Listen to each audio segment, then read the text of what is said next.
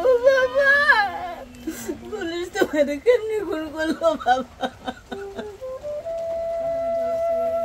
ও বাবা,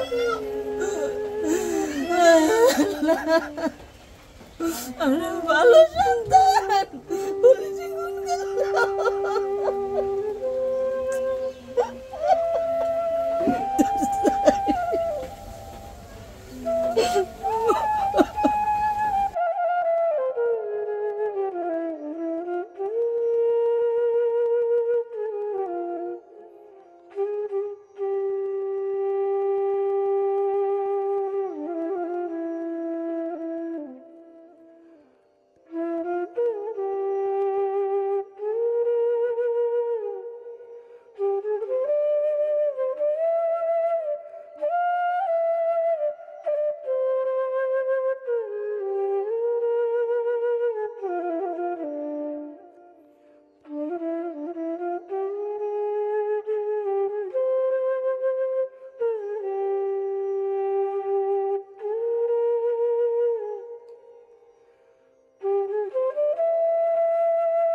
পুলিশ আমার ভাইকে গুলি করে মেরে ফেলছে, তাই আমি আমার ভাইদের না অপরাধ কতন দিচ্ছি।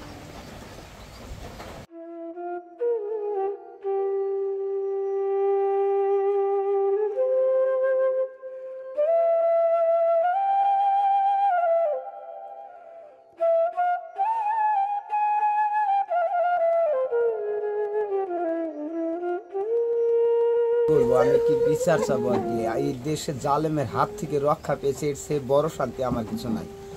আমার যদি চারটা সন্তান যদি চলেও যেত, একটু কষ্ট পেতাম, এরপরে অন্তত শান্তি পেতাম যে এই স্বৈরাচারীর জালেম অত্যাচারিত রাক্ষসিনী খারাপ ডাইনি বিদায় হয়ে গেছে, এর সে আর কিছু আমার বলার নেই ভাই। অন্তত আমার সন্তানের জীবনের বিনিময়, অন্তত এরকম অসংখ্য সন্তানের জীবনের বিনিময় এই দেশটা যে শান্তি পেয়েছে, মানুষ স্বাধীনতাভাবে চলতে পারবে, খাইতে পারবে, এর সে আর বড় কিছু আমার কাছে পাওয়ার নাই। এখন এটা সরকার এদের কিভাবে বিচার করবে, জোর দাবি জানাচ্ছি এদের এরকম বিচার করুক।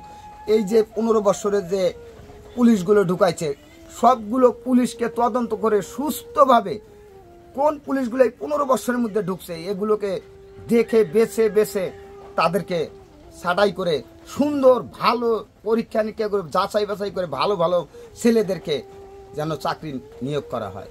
আমার এটাই দাবি। আমার 4 সন্তান গেলেও এই আন্দোলনে আমার কোনো আপত্তি ছিল না, একটু হয়তো কয়েকদিনের জন্য কষ্ট পেতাম,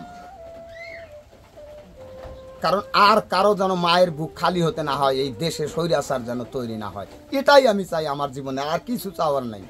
যিনি দিয়েছিলেন তিনি নিয়ে গেছেন, আমি সরকারের কাছে সঠিক এর দাবি চাই, আর কিচ্ছু চাই না। আমার কাছে ফোন দিছে, আমি কোনো কথা বলতে পারি নাই। আর একটা কাছে ফোন দিছে, আমি কথা বলতে পারি না।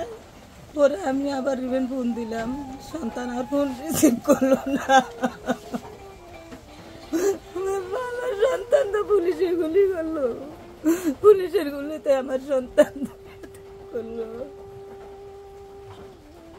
আমি আমার সন্তানের সাথে কোনো কথা বলতে পারি নাই, কোনো কথা বলতে পারি নাই। সর্বশেষ কি বলছে? সর্বশেষ আমার সাথে 1 সপ্তাহ আগে আমার সাথে রংপুরে দেখা হয়। সন্তান, ভালো সন্তান। আমি খাওয়া দাওয়া করে দিয়ে আসলাম, বললো মা ভালো থাকো, আমি বাড়িতে যাই, ঢাকা যাই। এরপরে একদিন ফোন দিয়ে আমার সাথে কথা বললো, ভালো মন্দ জিজ্ঞাসা করলো। সন্তানের পরে আর আমার সাথে কথা হয় না। যেদিন মারা যাবো এর আগে আমার কাছে ফোন দিছিল, আমি ফোন রিসিভ করতে পারি না। আমার বাবার শেষ মুহূর্তের কথা আমি শুনতে পারি নাই। ফোন দেওয়ার সাথে সাথে আমি ফোন পাই আমার সন্তানকে, আমি আবার ফোন দিলাম, সন্তান আর ফোন রিসিভ করে নাই। তখনই আমার সন্তান পুলিশ গুলি করে রাস্তায় পালাই রাখছে।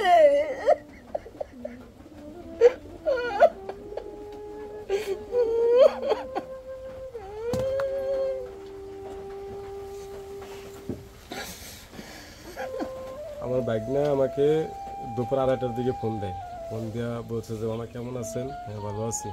বলছে মামা ঢাকা শহরের অবস্থা ভালো না, তখন আমি বলছি যে সাবধানে থাকো, ঠিক আছে, ওরা জীবামা দোয়া করে। আচ্ছা গেল এ কথা বলার 1.5 থেকে 2 ঘন্টা পরে মানে আমার সাথে ফোন আসে যে রাব্বির লাশ গুল্লি খাইয়া রাস্তায় পড়ে আছে।